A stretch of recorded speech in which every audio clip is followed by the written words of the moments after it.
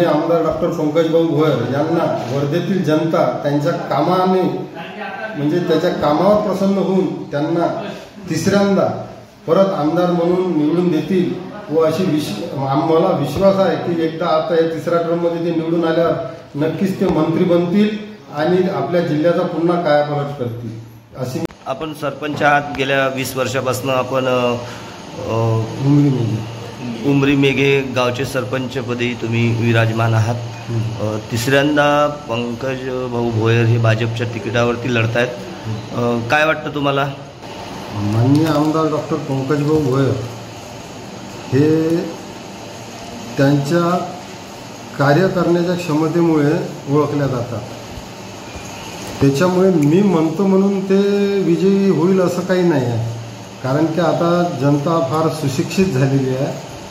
त्यांना हे समजते की कोणता आमदार आपलं काम करू शकते. एवढ्या सोप्या पद्धतीचा नेहमी अवेलेबल राहणारा, तुमचा प्रत्येक प्रश्न ऐकून घेणारा व तो प्रश्न सोडवणारा, तुम्ही म्हणन तेवढा निधी मागून तो देणारा असा आमदार माननीय आमदार पंकजभाऊ भोयर असल्यामुळे निश्चितच ते निवडून परत येतील याची मला 100% खात्री आहे. कारण की ज्या पद्धतीचं डेव्हलपमेंट आमदार साहेबांनी पूर्ण वर्धा सेलू विधानसभा क्षेत्रात त्यांच्या केलं आहे, नेहमी त्यांच्या डोक्यामध्ये नवीन कल्पना येत असतात.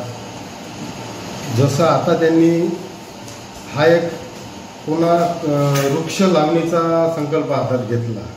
हा इतका सुंदर संकल्प आहे त्यांचा. आणि त्यांनी अशा डेव्हलप जिथे ज्या लेआउटवाल्यांना आता नवीन सक्ती केली आहे की तुम्ही तुमच्या लेआउटमध्ये वृक्ष लावा आणि ते जे वृक्ष लावले हे 100% जिवंत राहतील याची खात्री आहे. कारण ते अशा जागेवर लावले आहे का त्यांचं नुकसान होणार नाही. अशा नवीन कल्पना त्यांच्या डोक्यात सतत येत राहतात. त्याच पद्धतीनं ते डेव्हलपमेंटवरही तेवढंच जोर त्यांचा. कोणचा निधी कुठून आणायचा. आता उमरी मेघेसारख्या गावाला त्यांनी भरपूर निधी दिला आहे. मागील 2-3 वर्षापासून सतत काम चालू आहे. 10 कोटीचे असे 2 रोड मंजूर करून दिले आणि सतत वेगळ्या योजनेतून ते चालूच राहते त्यांचे कामं. म्हणून असं शाश्वती आहे की ते निवडून 100% आमदार डॉक्टर पंकजभाऊ भोयरच येतील. कारण की लोकांना डेव्हलपमेंट दिसते म्हणून त्याच्यामुळे ते निवडून येतील.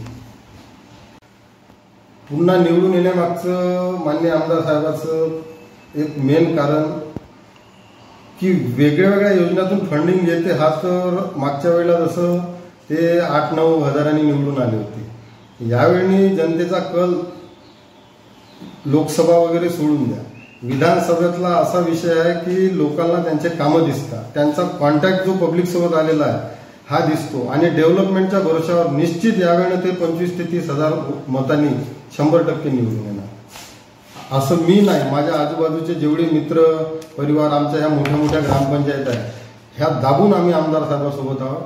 म्हणून त्यांनी चिंता करायची काही गरज नाही. ते 100% निवडून येतील. त्यांच्या विरोधात कोणीही उभं राहावं त्यांना घाबरण्याचं काही कारण नाही. आणि शेवटी जनतेने ठरवलेले आहे की हा जनसामान्याचा सर्वसाधारण नेता आहे आणि सगळ्याचं म्हणणं ऐकून घेत आहे. खास करून महिला वर्ग आणि गरीब वर्गाचा हा खूप मोठा नेता आहे. त्याच्यामुळे यांना विजय होण्यासाठी कोणी थांबू शकणार नाही. निवडून याचं पुन्हा दुसरं कारण एक महत्त्वाचं सांगतो. आता निवडणूक आहे म्हणून नाही सांगत. आता माननीय आमदार साहेब मागील 10 वर्षापासून त्यांची एक पुन्हा खासियत सांगतो की 24 तासामधून मला असं वाटते ते की 22 तास काम करतात. कारण आमच्यासारख्या सरपंच मेंबर यांच्यासोबत जर संपर्क करायचा असेल तर ते PM मार्फत वगैरे अन्य कोणामार्फत आमच्यासोबत संपर्क नाही करत.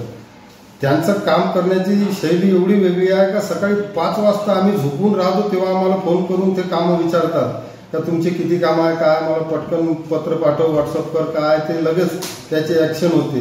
आणि समजा त्यांना एवढा अभ्यास येऊन गेला आता क्षेत्राचा की माझ्या गावात कुठली समस्या आहे आणि ते कशी सॉल्व्ह करू शकतो हे तिथं बसल्यावर जागेवर ते सांगतात आणि गावाचा प्रॉब्लेम सॉल्व्ह करून देतात. एवढं म्हणजे त्यांचं बिझी शेड्यूल असून ज्या पद्धतीने ते गावचा सरपंच मेंबर यांना वागवतात. सकाळी 5 वाजता फोन करणं म्हणजे एका आमदारासाठी हा एक आविष्कारच आहे. म्हणून असं वाटतं का जसं मला वागणूक भेटते याच पद्धतीनं पूर्ण संपर्क बाकीच्या सरपंचाच्या संपर्कात भाऊ असं म्हणून भाऊला भेण्याचं काही कारणच नाही. बहुमतानं भाऊ निवडून येणार 100%. म्हणून आता जशी चर्चा करते काही लोक का बा 2 टर्म झाल्यावर वर्धेची परंपरा आहे का आमदार बनत नाही, पण मी विश्वासानं सांगतो की यावेळेनं मान्य आमदार डॉक्टर पंकजभाऊ भोयर यांना वर्धेतील जनता त्यांच्या कामाने म्हणजे त्याच्या कामावर प्रसन्न होऊन त्यांना तिसऱ्यांदा परत आमदार म्हणून निवडून देतील व अशी आम्हाला विश्वास आहे की एकदा आता या 3ऱ्या टर्ममध्ये ते निवडून आल्यावर नक्कीच ते मंत्री बनतील आणि आपल्या जिल्ह्याचा पुन्हा कायापालट करतील, अशी मी त्यांना शुभेच्छा देतो.